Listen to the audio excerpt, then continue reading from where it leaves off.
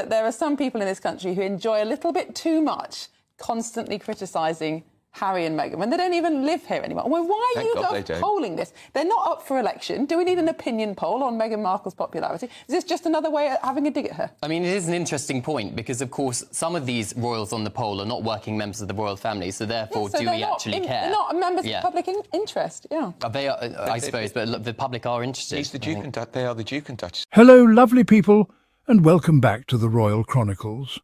Your weekly antidote to the nonsense swirling around the British tabloids. Here we separate fact from farce and sprinkle a little wit on top, because life's too short for stiff upper lips and even stiffer headlines. So picture this. GB News, yes, the channel that treats every coffee break rumour like DEFCON 1, wheels out yet another popularity poll about Harry and the radiant Meghan Sussex. They gather the usual talking heads, Andrew Pearce, Cameron Walker, ready to wag fingers, roll eyes and gnash teeth. It's the same tired script. But why don't the Sussexes care what Britain thinks? Cue the dramatic sighs, violin music and a faint chorus of "Rule Britannia." Enter Miriam Cates, former MP, cobalt blue blazer and a fully charged common sense meter. She hears the question, tilts her head and delivers the verbal equivalent of a mic drop. Why are we polling Meghan Sussex as if she's auditioning for the X Factor?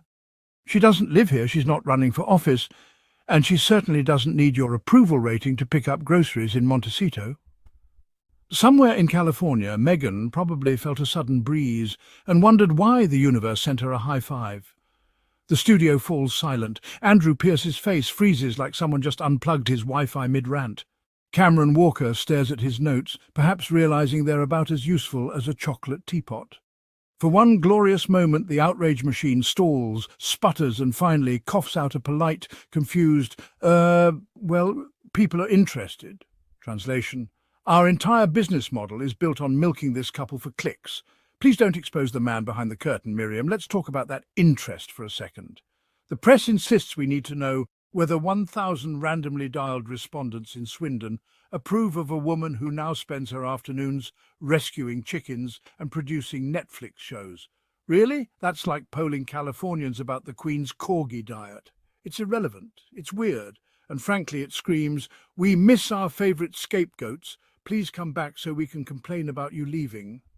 Miriam's gentle demolition did more than expose a lazy narrative. It highlighted media hypocrisy the size of Buckingham Palace. Notice how the same networks whip out spreadsheets when Meghan Sussex sneezes, yet somehow misplace their abacus whenever Prince Andrew's name enters the chat. Funny how that works. If tabloids treated all royals equally, Andrew would be permanently welded to page one with a bright red emoji. Meanwhile, Harry and Meghan are living their best lives, launching charities, inking business deals and enjoying sunny California where the biggest headline involves avocado toast, not aristocratic angst. Every time Meghan laughs at a Beyoncé concert, somewhere in Fleet Street a columnist clutches their pearls so hard the necklace snaps. Back to GB News. After the initial panic, they scramble to regain control. Andrew tries the classic distraction strategy. Well, the Duke and Duchess technically still hold titles. Ah yes, the titles, like vintage china, lovely to display, but please stop smashing them over our heads every tea time. Holding a dukedom doesn't mean you're forever locked into a photo-op fishbowl.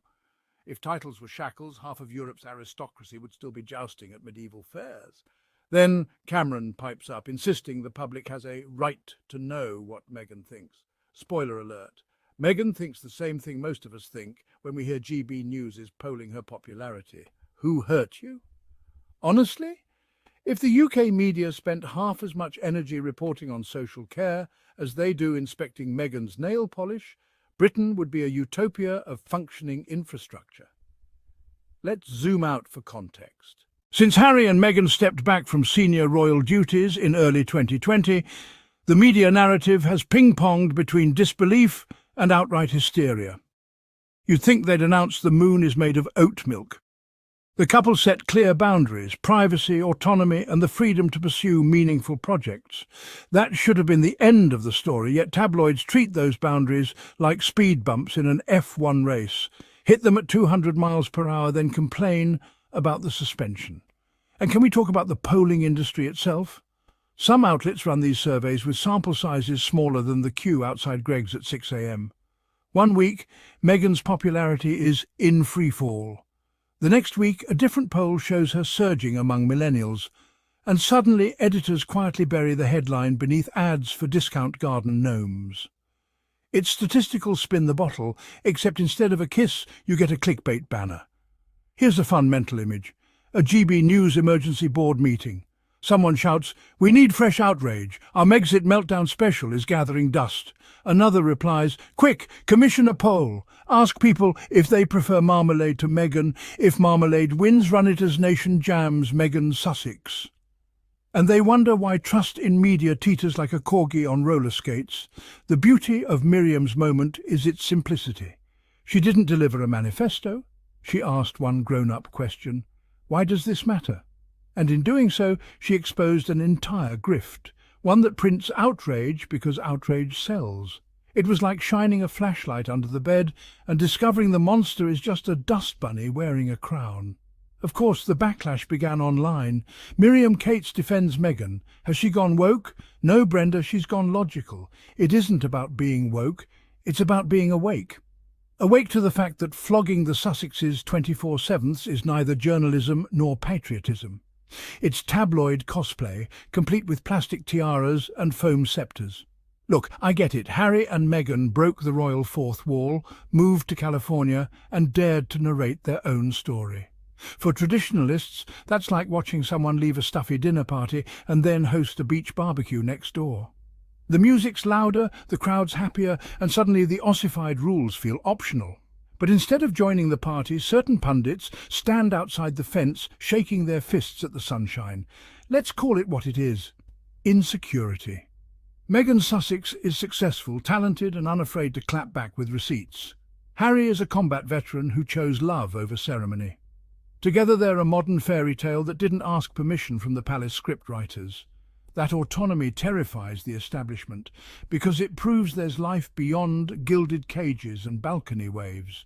So here's to Miriam Cates, proof that a single dose of reason can short-circuit a week's worth of punditry. And here's to Harry and Meghan, who keep thriving, keep smiling, and keep building a legacy based on compassion instead of protocol. Before we wrap up, quick reminder, the Royal Chronicles is your safe haven from royal racket. We serve tea, not toxicity. If you're tired of recycled drama, if you prefer laughter over lectures and facts over frenzy, do 3 simple things. Subscribe, hit that big red button like it's Andrew Pierce's panic alarm. Ring the bell, so you never miss an episode of Clarity Amid Chaos. Share, send this video to every friend who's ever rolled their eyes at a tabloid headline. Together, we'll keep the conversation real, keep it kind, and yes, keep it just a little bit cheeky. This is the Royal Chronicles, signing off with a toast to truth, to love, and to the day Andrew Pierce finally finds the manual override for his buffering face. Cheers, everyone. See you next time.